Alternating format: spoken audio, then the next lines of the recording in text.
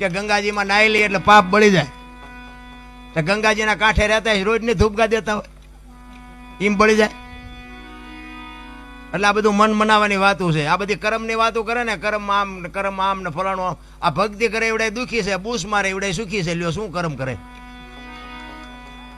અટપટું છે આ. હિમ સમજાય એવું નથી. આ ભાગની બધા વાત કરે, ભવની વાતો કરે. ઓલા ભવમાં આમ ને ઓલા ભવ. હવે કાલની ખબર નથી ને શું ભવની કોડો આ મળ્યો એ ભવ શું થઈ લ્યો. શું આ ભવમાં ઘટે કઈ? હે આપણા ગઢે હોની નોટ નહોતી ભાળી. આ માથે વરસાદ થાય, મારા રામ આમાં જીવતા ન આવડે તો ધક્કો થયો એવું નથી લાગતું? હે વાહન મકાન રૂપિયા લોટા હવામાં ઉડે વગર દોડે વાતો થાય. બાપુ મજા કરે એવું છે, પણ જ્યાં જાઉં ત્યાં બધા રોવે જ છે. ધાબુ ફરવું છે ને કે છૂટા નથી, બીજા પાસે જાય કે ડોબું વિયાણું દોવા નથી દેતું, બીજા પાસે જાય કે હોવ તેડી ગયા વેવાય મોકલતા નથી, બીજા પાસે જાય કે છોકરાને પોલીસ વાળા લઈ ગયા જામીન ચડતા નથી. તો આપણે જ્યાં રોવું, આખી દુનિયા રોવે જ છે. અરે મારા નાથની મારે જરૂર છે તો બાપુ દાસી જીવન રોવે, મીરા રોવે, જેઠીરામ રોવે.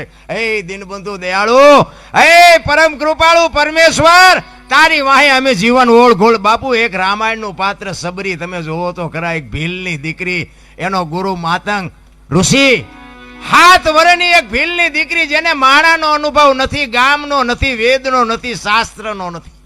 એના ગુરુએ કીધું કે બેટા અહીં બેહી જા, વેલો મોડો રામ આવશે, તારો ઉદ્ધાર થાય. આ એક જ શબ્દ પકડીને બાપુ બેહી ગઈ.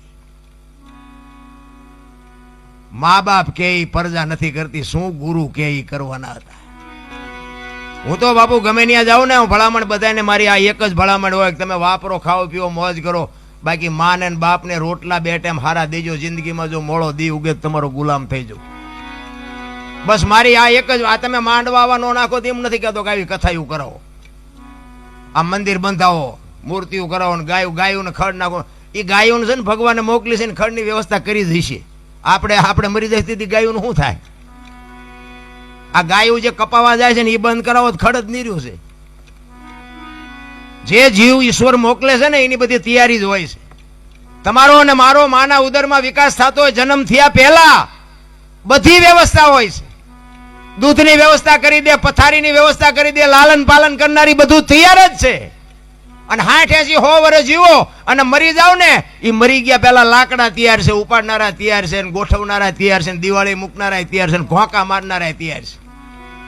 તો પહેલી ને છેલ્લી 2 તૈયારી હશે તો વટલી તૈયારી નહીં કરી રાખી હોય. પણ આ હું કરું આમાં જેટલાય કહેતા છે આ એમ કર્યું. હું તો એમ કહું છું કે આવા જે ભગીરથ કાર્ય કરે છે ને એને ટેકો ન દો કાંઈ નહીં, પણ નડો નહીં તો ભજન થઈ જાય. અરે જીવવા જેવું. મને તો એમ થાય કે હું તો આમ બજારમાં ક્યારેક નીકળું ને અત્યારે હાજર રાતે, તો આમ બજારમાં કૂતરા હુતા હોય ને તો મને એમ થાય કે આમને નિરાયત નથી. હે એ આપણે રાતીને ખવડાવવું પડે એને છે હાથ. પણ ઘસઘસાટ હુતા હોય, છોકરો પરણાવો છે ને ચૂંટણી લડવી છે ને પૂંછડું અમારું સન્માન ન કર્યું ના કાંઈ લોહી ઉકાળા છે અમને ને. કે આપણે જે જોવે એ બધું જોવે છે ને, ખોરાક, હવા, પાણી, ટાઈટ, તડકો બધું આપણને જેમ છે ને એમ જ છે. 84 લાખ યોની છે એવું કે છે.